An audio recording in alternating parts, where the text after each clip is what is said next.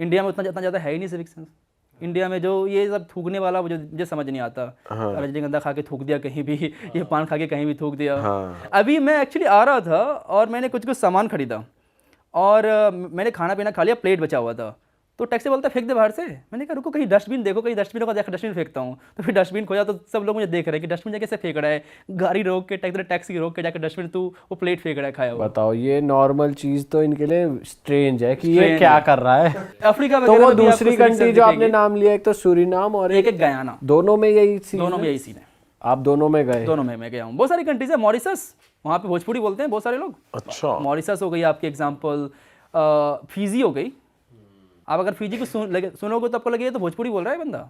Same है Suriname, उसको कहते हैं सरनामी हिंदुस्तानी, उसका जो लैंग्वेज है। अच्छा, सरनामी हिंदुस्तानी। तो वो लोग इंडियंस को कैसे देखते हैं? नॉर्मल अपने नॉर्मल देखते हैं, उनको बिलीव नहीं था पहले तुम आप इंडिया से आए हो, उनको लगता है तो लोकल ही हो। अच्छा। फिर बोलते नहीं मैं इंडिया से हूँ। अच्छा। तो पहले अब तो काफी स्ट्रिक्ट हो गए, क्योंकि इंडियंस जाते थे पहले सूरीनाम, फिर वहाँ से वो आगे बढ़ के फिर यूएस। डंकी वाले तो एकदम सारे हर जगह पहुंच रखे हैं उस तरफ, उस एरिया में। अच्छा, इतने रिमोट एरियाज तक भी पहुंच रखे हैं। डेरियन गैप कैसे क्रॉस करके जाते हैं आप देखो ना, डेरियन गैप one of the most dangerous thing है वो करना।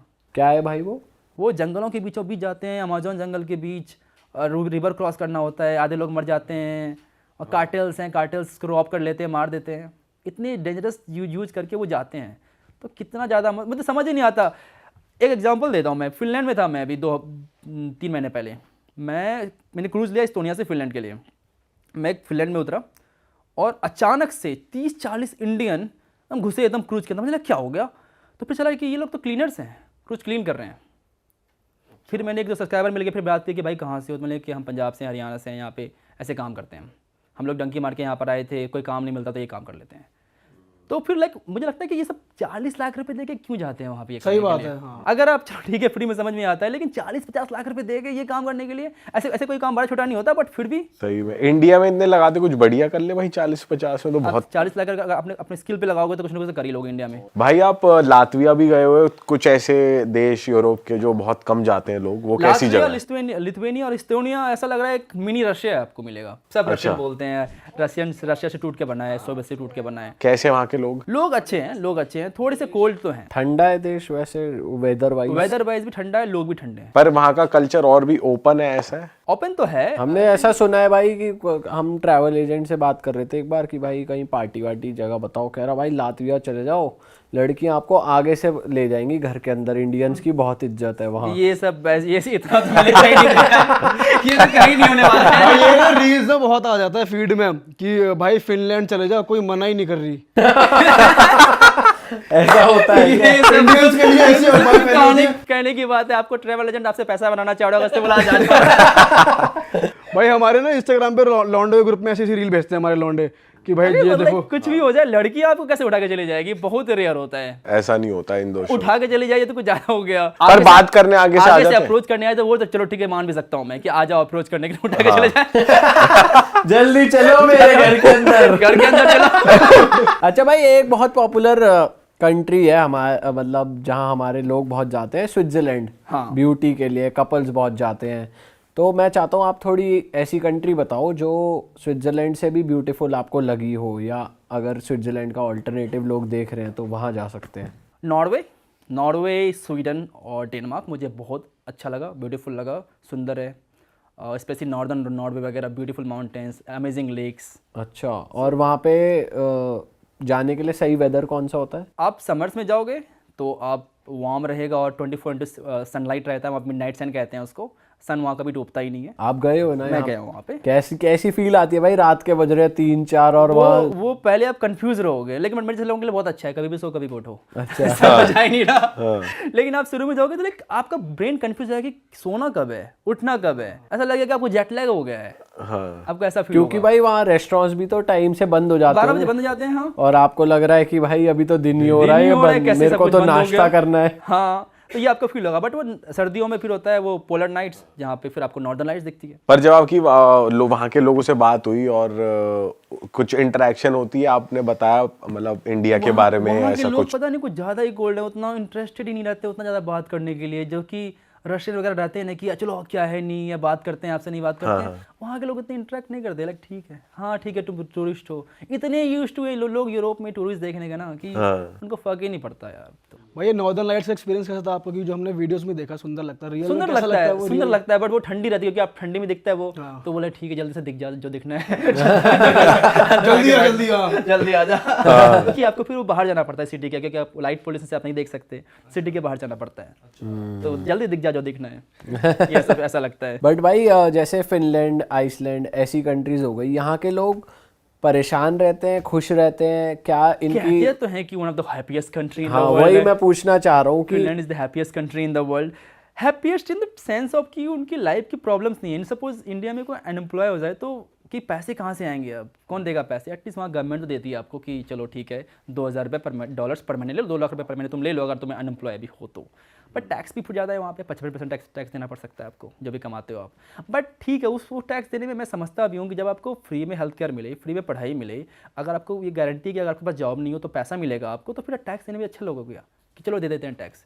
इंडिया में वो सब कहाँ है? फ्री हेल्थ केयर, आप किसी सरकारी स्कूल चले जाओ, किसी चले जाओ सरकारी हॉस्पिटल में क्या हालत है आपको पता ही है। सही बात है भाई। बट भाई जब आप ऐसी कंट्रीज़ के लोगों से इंटरेक्ट करते हो, आप उनका आपस में हस्बैंड वाइफ का रिलेशन भी देखते हो या समझते हो कि यहाँ के लोग शादी करना चाहते हैं, नहीं करना चाहते, बच्चों की अपब्रिंगिंग देखते हो, तो ऐसे वाइज आपको कौन सी कंट्री में लगा कि यार ये कंट्री, जैसे जापान के लिए कहते हैं बहुत लोनली, अकेलापन है, ऐसी और कौन सी कंट्रीज आपको लगी कि भाई बहुत अकेले लोग हैं या अकेले ये लोग तो जितने भी मुझे लगता है kind of first world country हो गई ना, इतना ज़्यादा सेल्फ सेंटर्ड लोग हो गए हैं अपने आप में कि काइंड ऑफ मुझे लगता है उनकी ज़िंदगी इंडिविजुअलिटी चलती है। हमारे यहाँ कम्युनिटी से चलती है कि अगर मेरे को आज कुछ दिक्कत हो जाए तो मेरे फैमिली जितनी सारी ज़मीन सब बेच देंगे, मुझे वो ठीक कराएंगे। अमेरिका में नहीं होने वाला ऐसा, कभी कभी नहीं होने वाला कि आप ठीक है आप क्या कर सकते हो।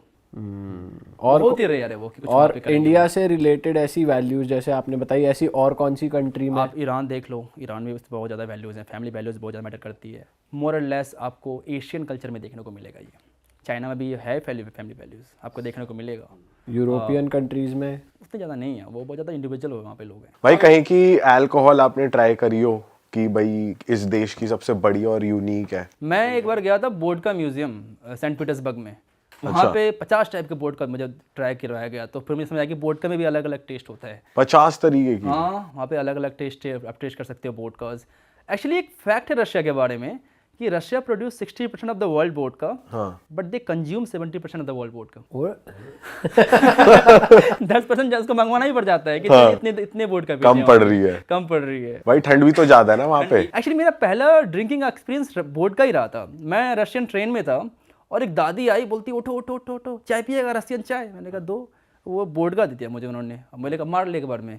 मैं मारा एक बार में, पूरा एकदम पता नहीं जलने लग गया मुझे, और फिर एक में ही मुझे वो चक्कर वगैरह आने लग गया, मैं एक में ही सो गया। तो अच्छी बात, एक तो अच्छी बात थी कि 7 दिन की ट्रेन जर्नी थी मेरी, तो मैं आराम से सोया रहा 1 दिन तक। अच्छा, अरे 1 दिन तक। और मैक्सिकन टकीला ट्राई करी आपने? हाँ, टकीला ट्राई किया। मैं टकीला सिटी भी गया हूँ। टकीला सिटी भी है? हाँ, टकीला एक्चुअली टकीला सिटी से प्रोड्यूस हुआ है। अच्छा, एक सिटी एक वहाँ पे कहते हैं टकीला, तो वहाँ से टकीला निकला है। मैक्सिको में ही है मैक्सिको वो? में है।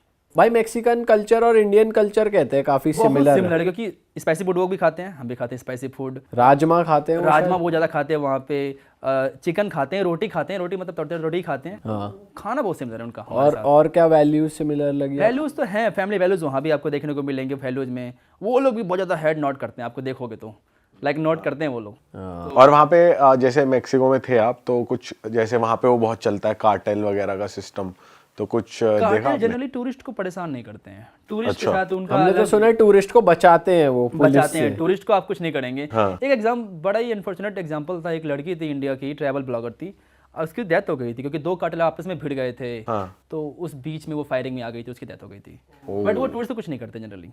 भाई और आपने वर्ल्ड में, जैसे इंडिया का हिंदू कल्चर हमने सुना है बाली में आपको देखने को मिलता है, ऐसा और कौन सी जैसे आपने बताया कि सूरीनाम में दिख जाएगा आपको, गयाना में दिख जाएगा, और कहाँ मॉरिशस में दिख जाएगा, मॉरिशस में, फिजी में दिख जाएगा, और भी किसी कंट्री में, जैसे रशिया में कहते हैं बहुत लोग आजकल। रशिया में एक्चुअली वो हो रहा है, पूरा हिंदुज़म नहीं, किसी की ये सब कंट्री पूरा हिंदुज़म मानती है, बट रशिया में एक सेक्टर जो इस्कॉन वाला पार्ट है, सिर्फ जो कृष्णा को मानते हैं वो लोग। अच्छा, एक तो वो उन्होंने स्टार्ट कर दिया है अभी। रशिया में आपको बहुत सारे यूरोपियन कंट्रीज में देखने को मिल जाएगा क्या कि लोग आते कि हैं, लोग हरे राम हरे कृष्णा कर रहे हैं और बड़े बड़ी एकदम उन्होंने मूर्ति बना रखी है, उसको फॉलो कर रहे हैं। भाई ऐसी कौन सी कंट्री है जहाँ पर आप जाना रिग्रेट करते हो, मतलब आप बेकार ही गए, आपको बिल्कुल मजा नहीं नहीं ऐसा रिग्रेट तो नहीं है, मुझे एक बार तो हर जगह जाकर देखना ही था। अच्छा। लेकिन मैं वापस से बहुत सारी कंट्री नहीं जाना चाहूंगा अनलेस एंड उनमें से कौन सी country आती पैसे है? मुझे नहीं मिले। पैसे भी देने पड़ेंगे आपको वहाँ जाने के लिए, और सारा खर्चा भी, तभी जाऊंगा सारी कंट्रीज में, ऐसे नहीं जाऊंगा। कौन सी है वो? Example Djibouti. भाई जिबूटी कौन सी कंट्री है, कहाँ पड़ती है ये जिबूटी है हॉर्न ऑफ अफ्रीका में, इजिप्ट और साउथ सूडान के आसपास है वो, एक छोटी सी टाइनी सी कंट्री है, बट वहाँ पे मिलिट्री बेस बहुत सारे हैं, सारे देश के वहाँ पे मिलिट्री बेस आपको मिल जाएंगे। वो देश मिलिट्री बेस के लिए बना हुआ है। यूएस की मिलिट्री बेस है, चाइना की मिलिट्री बेस है, फ्रांस की है, यूके की है, सबकी मिलिट्री बेस आपको वहाँ पे मिल जाएगी। तो उसकी वजह से लोग वहाँ पे थोड़े हॉस्टाइल हो रखे हैं, बिल्कुल भी पसंद नहीं करते टूरिस्ट को। आप जाओगे रोड पर लेके चिल्लाएंगे, हे जाओ यहाँ से, जाओ यहाँ से, ऐसे कुछ बोलने लग जाएंगे। इतना मेरा बुरा एक्सपीरियंस रहा उस देश के अंदर। मैं गया था, रहूँगा 1 हफ्ते, मैं सुबह पहुँचा हूँ, शाम को बोले चलो छोड़ो इस देश को, मैं निकल रहा हूँ इस देश से। अच्छा। मैं कहा जाता हूँ इस देश से, हो गया मेरा। इतने बुरे लोग मिले वहाँ पे, फिर मैंने कहा चलो ठीक है, मुझे इस देश में रहना ही नहीं है। भाई जैसे आपने एक वो सिटी बताई थी जहाँ सब कुछ वाइट है, हाँ। ऐसी और कौन सी कंट्रीज या सिटीज है जिनके अलग ही रूल्स हैं या अलग ही माहौल है? एक कंट्री है एरित्रिया है, वो भी जस्ट जिबूटी के नॉर्थ में है। वो कंट्री 90s 50s 60s में जी रही है। उस देश में आई थिंक दुनिया की इकलौती ऐसी कंट्री है जहाँ पर इंटरनेट नहीं है। अच्छा। आज के ज़माने में इंटरनेट नहीं है। दुनिया में इकलौती ऐसी कंट्री है जहाँ पर मोबाइल डाटा नाम की कोई चीज़ होती ही नहीं है। फ़ोन डाटा होता ही नहीं है, सिम कार्ड में फ़ोन डाटा नेटवर्क मिलता ही नहीं है। ऐसा क्यों है भाई उस देश क्योंकि में? वो एकदम अलग ही रह रहे हैं, 50-60 साल पीछे रह रहे हैं। बट वो अवेयर है कि ये चीजें एग्जिस्ट करती हाँ, हैं? उनको पता है, अवेयर एग्जिस्ट करती है। उनको पता है कि दुनिया के बारे में चीजें हैं। आपको छोटे छोटे कैफेज मिलेंगे जहाँ पे इंटरनेट मिलेगा, आपको चलना पड़ेगा, आपको वाईफाई वगैरह का कोई सुविधा नहीं है, आपको चलना पड़ेगा 1 किलोमीटर जाकर फिर कैफेज मिलेंगे। अच्छा। आप लॉग इन करोगे, इतना स्लो स्पीड, व्हाट्सएप मैसेज आने में लगता है 25 minute, text message. Text message. Internet का तो वो लोग, आधे लोग तो इंटरनेट जानते ही नहीं